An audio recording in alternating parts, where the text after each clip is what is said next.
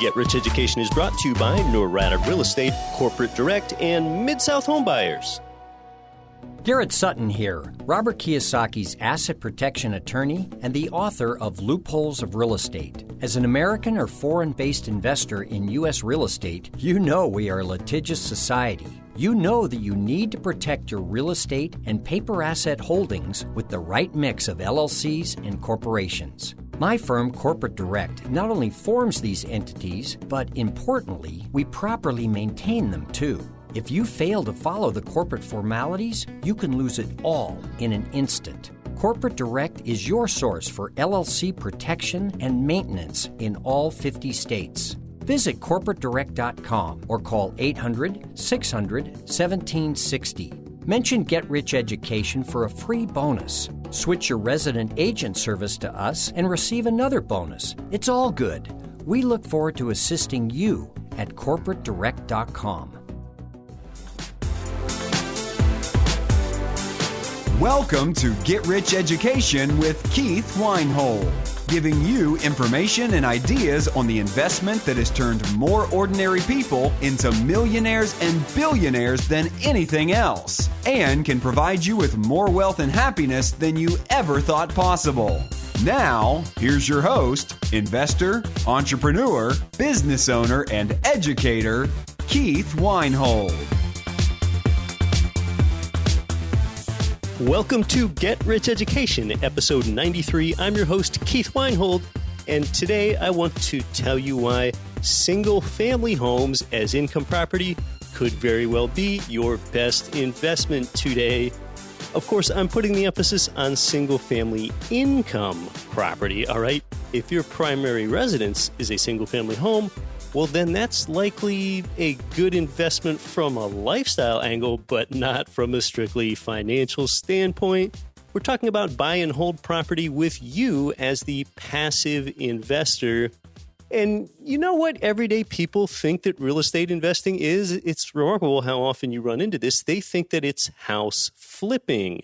You know, most people think real estate investing is buying a dilapidated fixer-upper, maybe a property that's in foreclosure, and then renovating it, and then selling it for more money than what they've put into it. Well, flipping is not long-term real estate investing, and some don't consider house flipping as real estate investing at all, okay? Now, I'm not saying flipping's not worth it.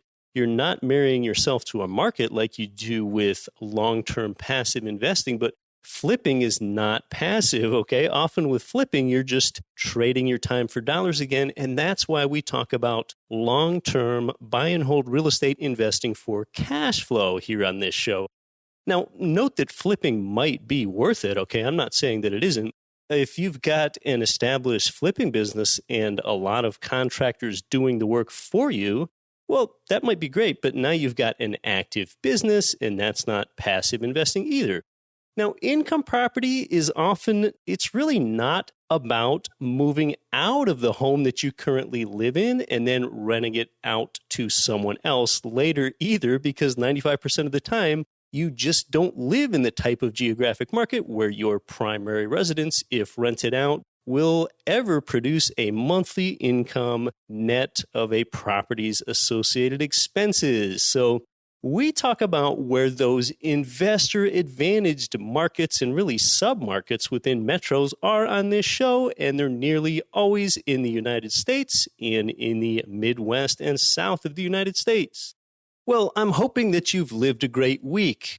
One thing that happened to me this week is that I was invited, I received an invitation to be an author, a regular contributing writer to Robert Kiyosaki's Rich Dad Advisors blog, and I accepted that invitation, and really I'm quite proud and honored to be a voice at the Rich Dad Advisors blog now. My first article was published there on Monday, 4 days ago. I'll link you to that in the show notes. So I really want to thank the advisors for that invitation. Very cool. And you know, really, it just goes to show you, I guess, that if you put in enough good work and you put it out there where you just lead with helping create wealth for others rather than leading with your need, you don't want to lead with your need in life. Well, if you do this, people are just going to notice and opportunities are going to open up. And the same goes for you. Okay. If you lead with giving and creating value for others, you will both feel good about what you're doing, and it's going to come back to you many times over. It might take some time to come back to you, though, okay? And let me just be clear about another thing. I am not one of Robert Kiyosaki's elite 7 or so Rich Dad advisors, okay? I'm a contributing writer to the Rich Dad Advisors blog, and I get to write alongside a lot of the advisors there, most of whom you've heard here on this show that appeared as guests with me, like Ken McElroy, Garrett Sutton, Blair Singer, Tom Wheelwright, and Josh and Lisa Lannon. So to avoid any confusion, my platform, Get Rich Education, that has no formal business relationship to Rich Dad Education. I am my own thing with GRE, okay? It's just that the names, Get Rich Education and Rich Dad Education, they're just sort of similar. And I do kind of do these increasing crossover activities with Robert Kiyosaki and his Rich Dad Advisors. And again, truly so honored and humbled to be invited to do so. And of course, you can always read all of my blog articles at getricheducation.com/blog. That's getricheducation.com/blog. And every word of my articles are written by me, by the way. There are no guest writers, or I guess that term is actually ghost writers. It's all me. So another thing that happened this week is that the S&P 500 index closed at an all-time high. So yeah, Wall Street, CNBC, and others in the mainstream media, they'd like to celebrate that sort of thing. And, they're thinking that that's great because this is getting them wealthy. Oh, geez. I mean, none of them seem to realize what GRE listeners realize, and that is that the S&P 500 has to hit an all-time high every day just to keep up with inflation. Okay, so it's not any sort of wealth creation benchmark at all since it hit an all-time high. Okay, it has to hit that all-time high every day just for you to make zero gain in your prosperity. So I'm talking about why single-family income properties are likely the best investment today, and not just in the real estate world, but anywhere, okay? And keep in mind that at times I need to speak in generalities today. There are just too many little exceptions to trends and probabilities such that I have to mention every last caveat. Then we just wouldn't get in any learning today. Just for example here, okay, multifamily apartment buildings, they're typically closer to the urban core in a metro, while single-family homes are in more outlying areas further away from that central business district core. So that's just one sort of generality you will probably see me reference today, okay? And, it was roughly 4 years ago where Warren Buffett, he suggested that the opportunity to invest in single-family rentals was terrific. And that's when he famously said, if I had a way of buying a couple 100,000 single-family homes, and if I had a way of managing them, I would load up on them, okay? So Buffett saw the opportunity in single-family homes then.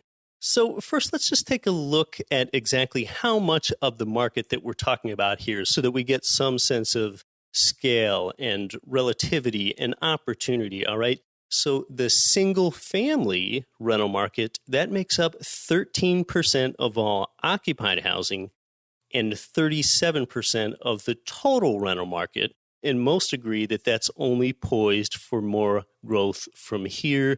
And that's what a new white paper from the National Home Rental Council posited anyway. So again, that's the single-family rental market.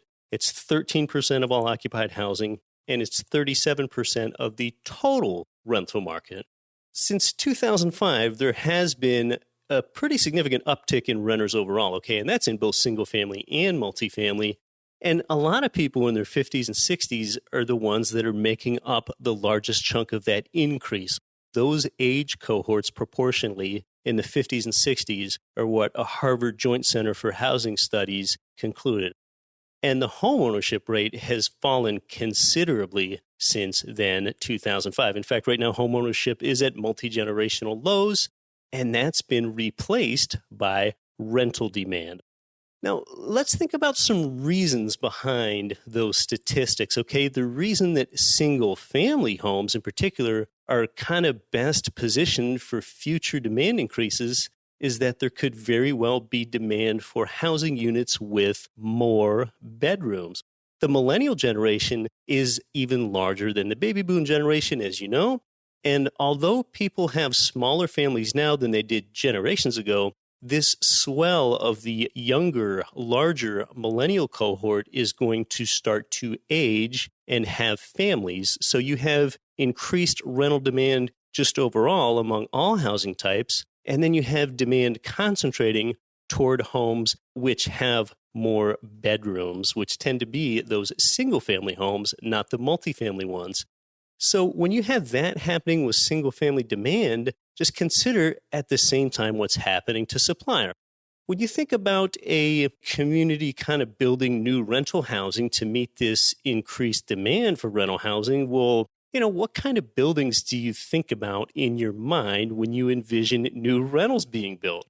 Yeah, you think about multifamily apartment buildings, okay? So as this rental demand increases, it can be much more difficult for the supply of new single-family income properties to come online, okay? Because it's kind of rare for builders to build single-family homes specifically for rental purposes. Single-family homes are typically built for owner-occupied home buyers. Of course, there are some exceptions to that. We're just talking about trends again. So now you've got an increasing demand for this single-family home amenity where supply does not nearly keep up proportionally with demand. It doesn't keep pace, okay? They don't build rows of new single-family homes for the purpose of rentals so much. And consider as well here, pretty soon it'll be nearly 10 years after the Great Recession and the mortgage meltdown. Consider that single-family home prices, they haven't even recovered as much as apartment values have. So there is a much better chance that you're going to have additional upside, additional price appreciation with single-family income property, okay? Apartment buildings, they've seen their cap rates be driven down, down, down as a result of their stronger price recovery.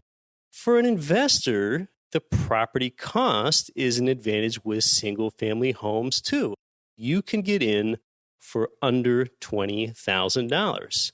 Now, if you have to wait until you have the requisite 20, 25, sometimes 30% down payment on a multifamily apartment building, well, then you've got the time value of money eroding that money's purchasing power while you have to take more time to reload until you can deploy some of that equity into those larger purposes. Okay, so you can be more nimble with single-family properties and keep your dollars circulating, moving, and keep more of them leveraged. And think about it too, when you go to sell your single-family income property down the road, you can also be more nimble, just like you can on the entrance, okay? So let's say there's a scenario. Say you have one 10-unit apartment building, and you want to sell a fraction of your 10-unit apartment building. Well, you can't very well sell 20% of that apartment building, okay? But if you have 10 single-family homes instead, you can more easily sell just 2 of them. So you also have this more liquid exit strategy. So if and when you decide to sell your single-family income property down the road, again, more people can buy that single-family income home because the price point is lower than it is for an apartment building. And also with a larger apartment building, you just can't go sell it to someone that wants to make it their primary residence. That's pretty unlikely. So the primary residence buyer pool, the owner-occupant buyer pool, just isn't interested in living in one unit of a 10-plex. If they've got the financial wherewithal to buy a 10-plex, they can probably afford to live in a better place that's less communal, okay? When you sell your single-family home down the road, if you've experienced a great price run-up on your property, well, that property, you can still sell it at that higher price point potentially because it does not have to provide cash flow to that new buyer, okay? That new buyer might not care about it as a cash flowing investment because they're just happy living in their primary residence. So you've got that wider buyer pool when you go to sell your single-family investment property. Now, think about the school district associated with the property too, okay? Typically, single-family properties, they're in more desirable school districts than those places where there are a lot of multifamily apartment buildings. But, maybe you're wondering, okay, now why should I care about the school district? Because this is income property. You're thinking you don't live there. Well, of course, a better school district means that your single-family property tenants, they're going to be more likely to stay there longer if they're in a good school district, and that's going to increase your occupancy, and it's going to increase your income. Okay, that decreases the number of times that you have those costly tenant turnovers that cut your cash flow because, you're inevitably always having to make some sort of renovation or repair when you're between tenants, and you're going to go ahead and limit that, okay? With single-family homes, it's also easier for you to diversify geographically. For diversification, it's often best for you to be in 3 to 5 geographic markets, either 3 or 4 or 5 different U.S. metro areas. So just again here, keeping things simple in general. Now, if you have the purchasing power, say you have the purchasing power to buy and control 10 rental units again. Well, your ownership of one 10-unit apartment building, that might work out just great, but now all 10 of your rent incomes, they're all geographically tied to the robustness of one local economy, okay? And your income stream then is less durable and more precarious on average.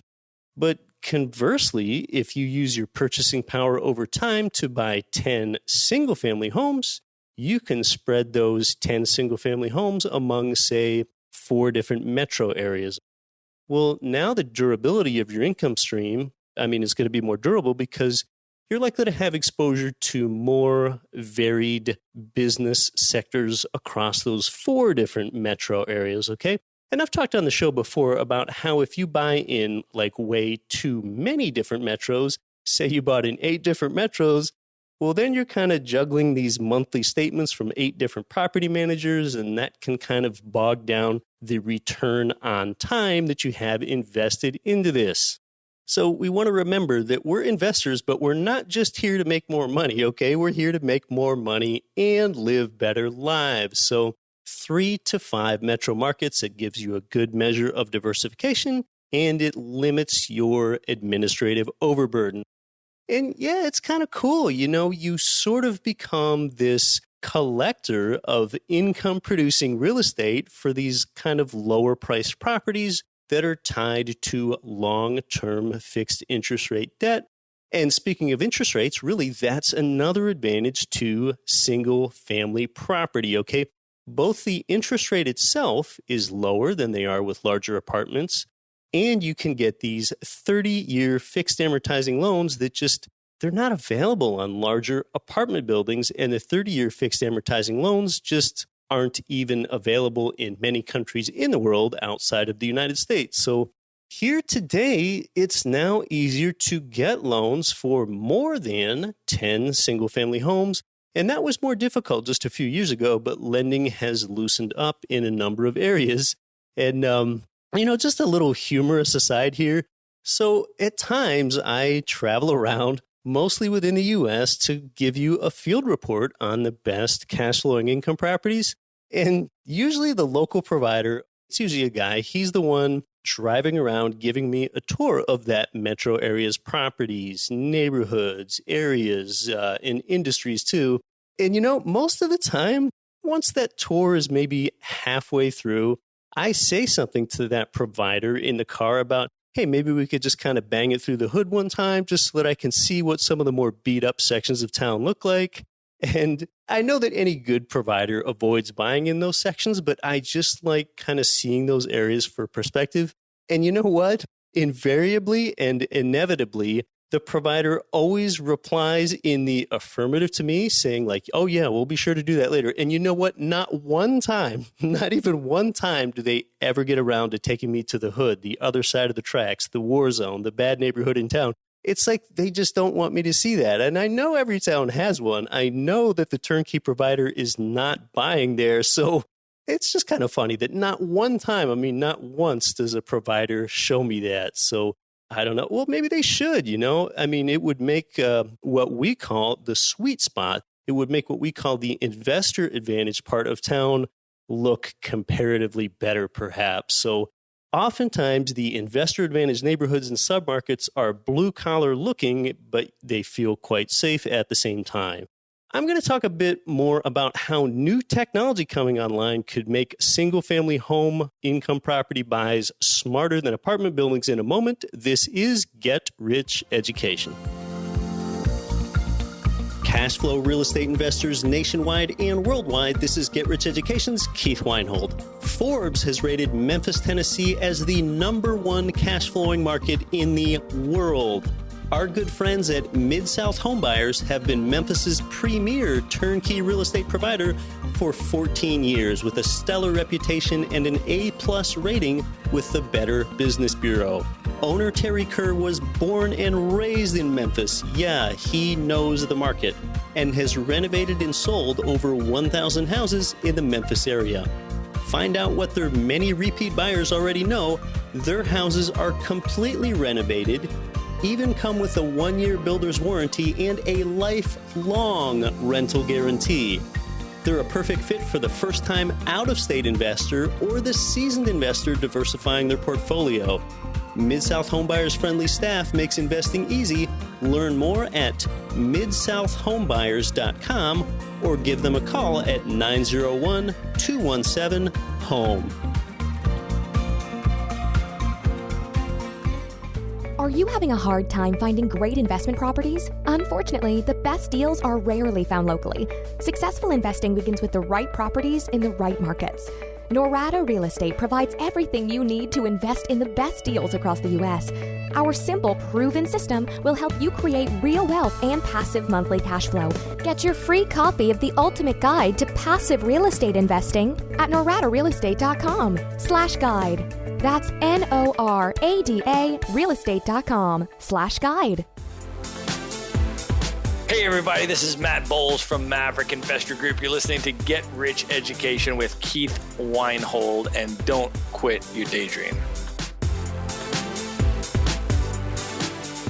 Welcome back to Get Rich Education. I'm telling you why the best investment of any investment on earth today are single-family income properties where the monthly rent income is greater than the monthly expenses, which is your passive income generator, money that you don't have to work for. Better than apartment buildings, better than condos, better than office buildings, better than silver, gold, platinum, palladium, rhodium, and of course, substantially better than stocks, bonds, and mutual funds where your rate of return is 0 or maybe even worse, okay? If a recession hits, or when a recession hits, real estate that houses jobs like office and retail will show rental weakness before the real estate that houses people, single-family homes. Now, of course, you are paid with leveraged cash-flowing real estate 5 ways at the same time, and that's how you achieve rates of return that just bury inflation and bury inflation 5-fold to 10-fold, okay? Most people that try investing in buy and hold condominiums, you know what they do? They just end up absolutely hating condos and hating their lives. Condos, they sort of come with this, I'm going to call it a giant wasteful expense of a homeowners association or an HOA, okay? Well, the HOA, they often put limits on the condo units that they control.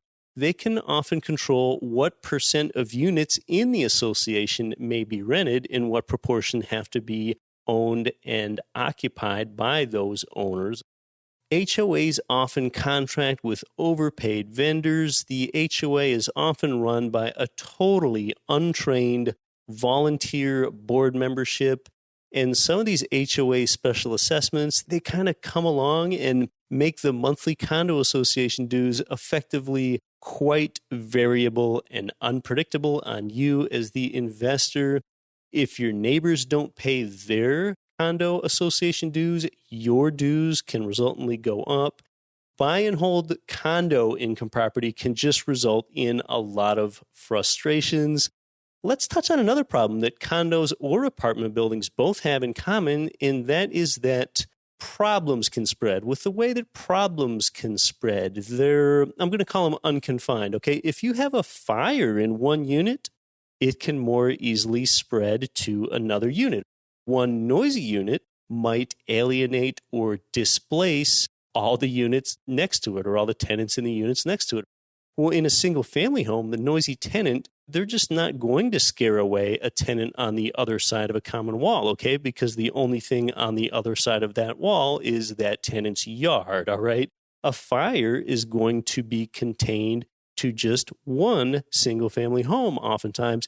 And of course, you're typically insured for those types of calamities, and landlords' insurance policies usually provide you reimbursement of lost rent while a damaged unit is being repaired. But anyway, you still don't want to see a fire take place, and single-family homes can contain that risk.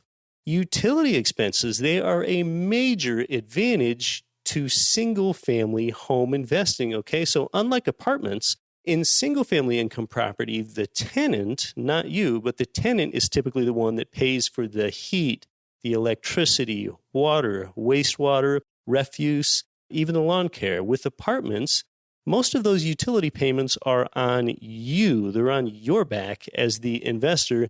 And many tenants, they just don't care about turning down the natural gas heat in the winter if you, as the investor, are the one that's paying that monthly bill.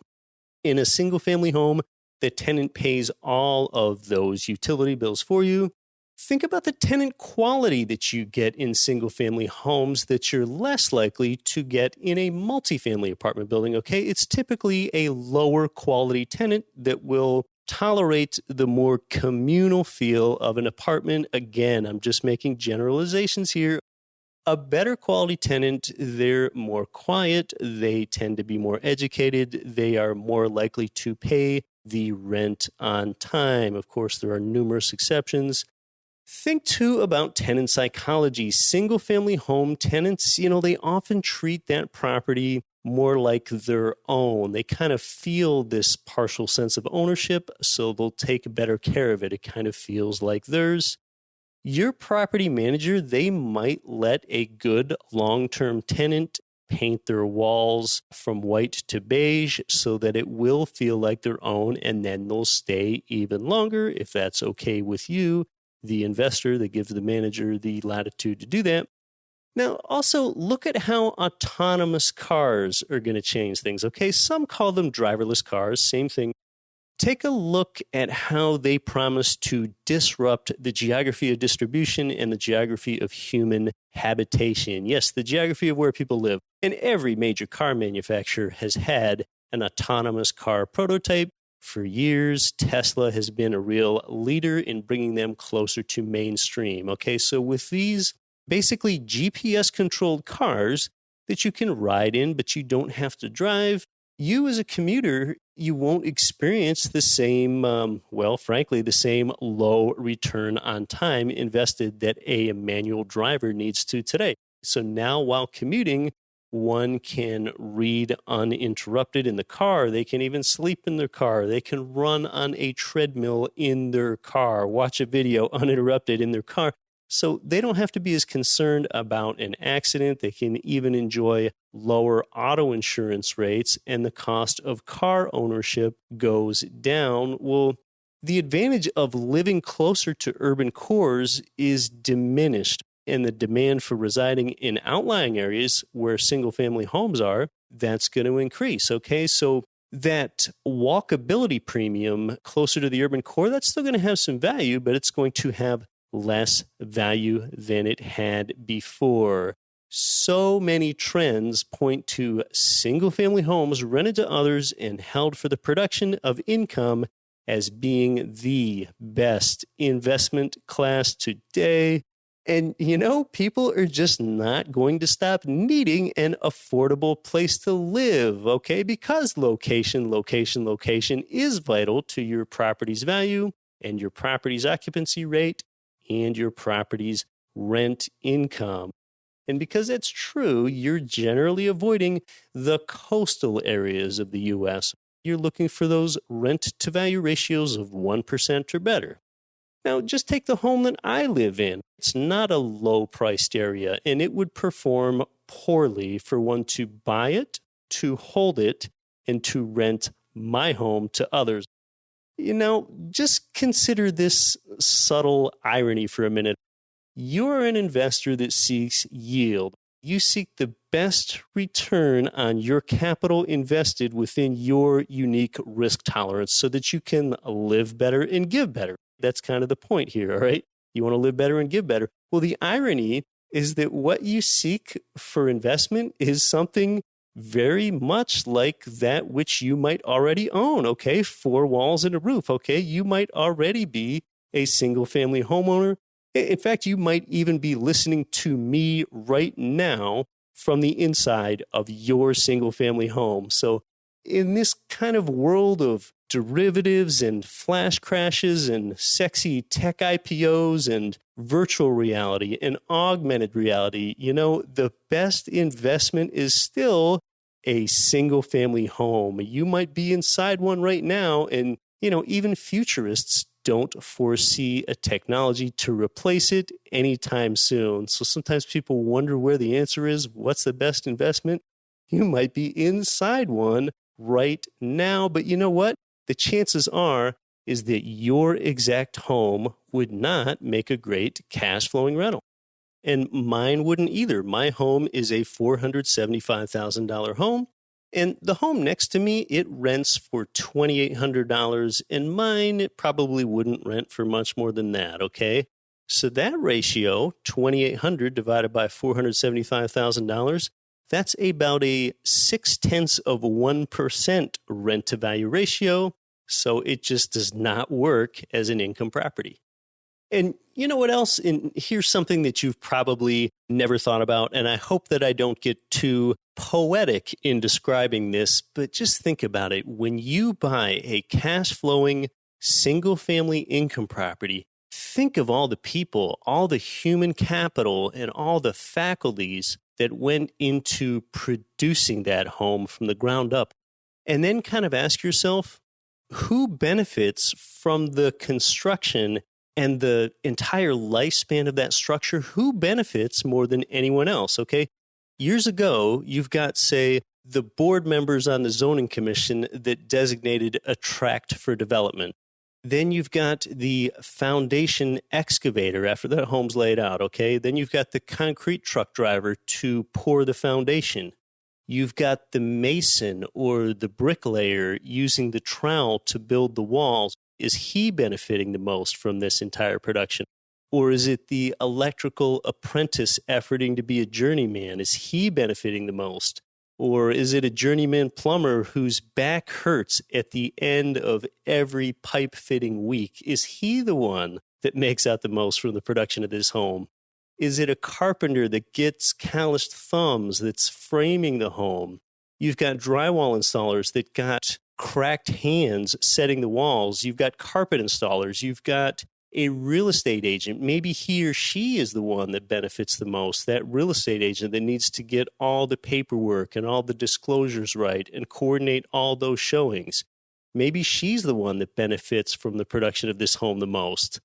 And then at closing, it's the title agents and their researchers doing the title searches. Are they the ones benefiting the most from the production of this home?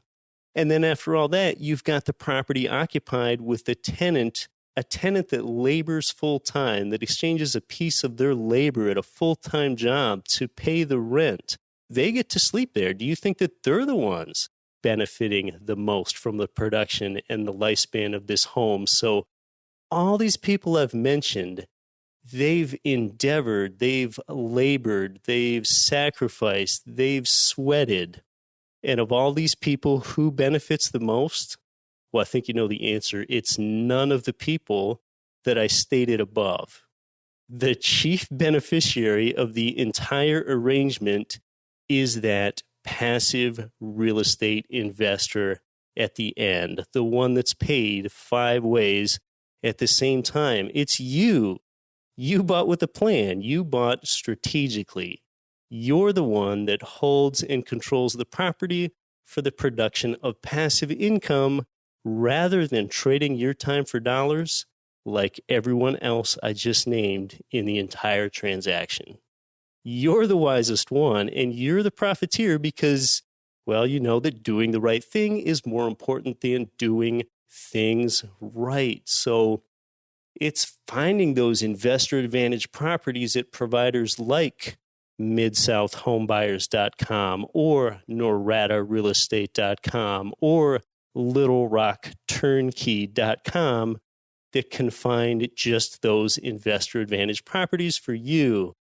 And now you might be wondering why I could go on and on about the benefits of single-family homes here, especially since I'm the one that started off with a bang with a fourplex building, and because I own larger apartment buildings today myself.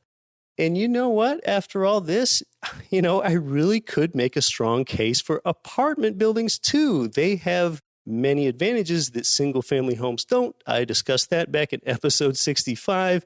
But I still think single-family homes win out over apartments today. I'll be back next week to help you build your wealth with how you can use your retirement account, especially your IRA, to invest in assets like income property or other alternatives to mutual funds and stocks so that you can evaluate how to better get some of your dead equity moving. And, even if you don't have an IRA, you might want to put together a deal with a group of investors someday, and some of those investors might have substantial funds in their IRA, so that knowledge could benefit you there. I will chat with you next week. For my business developers, John Collins and Marcus Whelan, sound engineer Vidran Jampo, and GetRichEducation.com's web designer Nikon Roy, I'm your host, Keith Weinhold. Don't quit your daydream.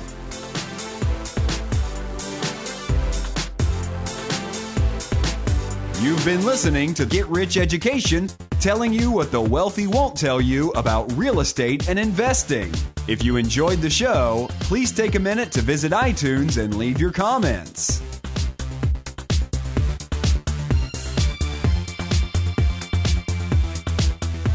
Nothing on this show should be considered specific, personal, or professional advice. Please consult an appropriate tax, legal, real estate, financial, or business professional for individualized advice. Opinions of guests are their own. Information is not guaranteed. All investment strategies have the potential for profit or loss. The host is operating on behalf of Get Rich Education, LLC exclusively.